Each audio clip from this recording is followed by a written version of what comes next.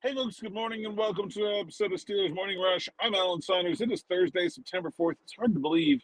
The NFL regular season starts today. We will have regular season football this evening. The Philadelphia Eagles raising the banner for their Super Bowl LIX title, and they're playing the Dallas Cowboys tonight. It's hard to believe it's already here. I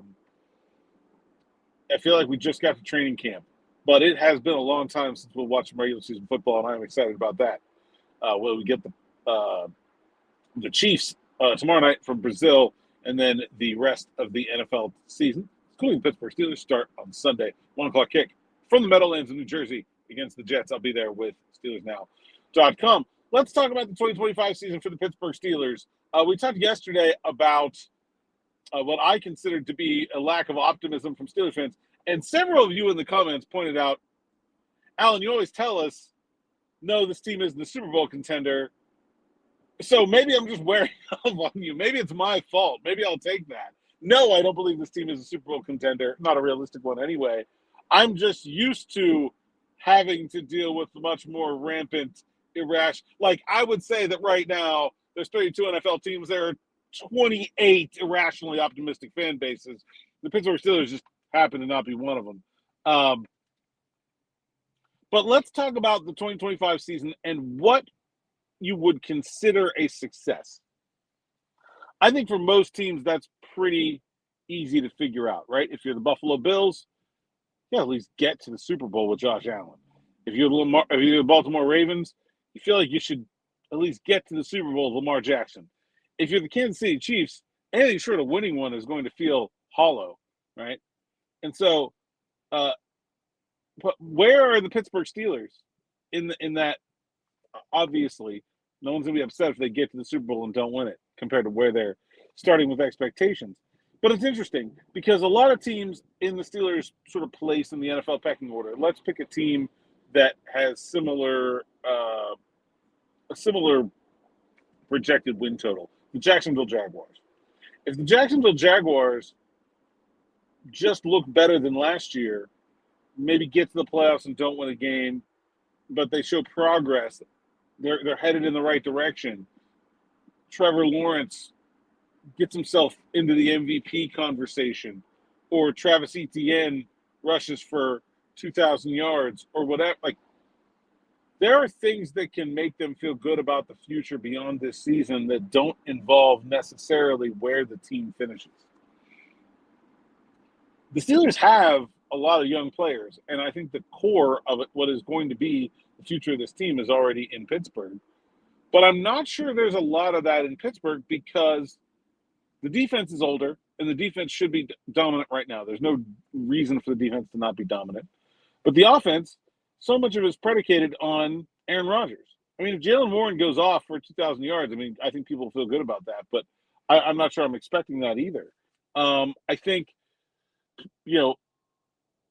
they have to win something now of import for this season to be considered a success. They are too old to live on promise, even though they are in the middle of a rebuild.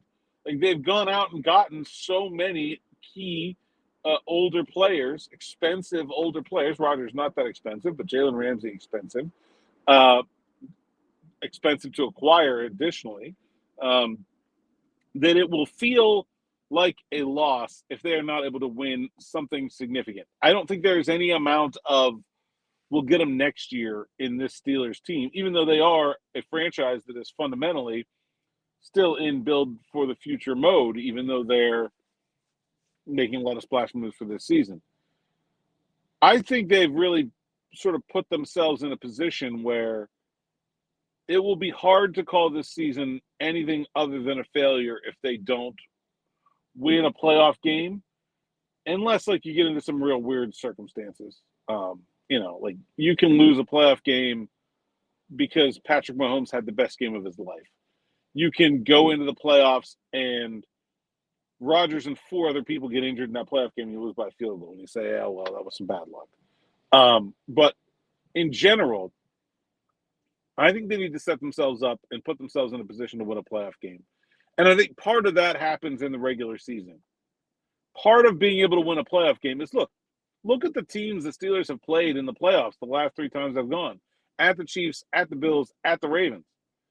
I don't love their chances of going into one of those places and winning this year. I think they'll have a better chance than they have in the past. I like Aaron Rodgers' chances of outdueling one of those quarterbacks better than Kenny Pickett or Mason Rudolph or Mitch Trubisky or, post elbow surgery Big Ben.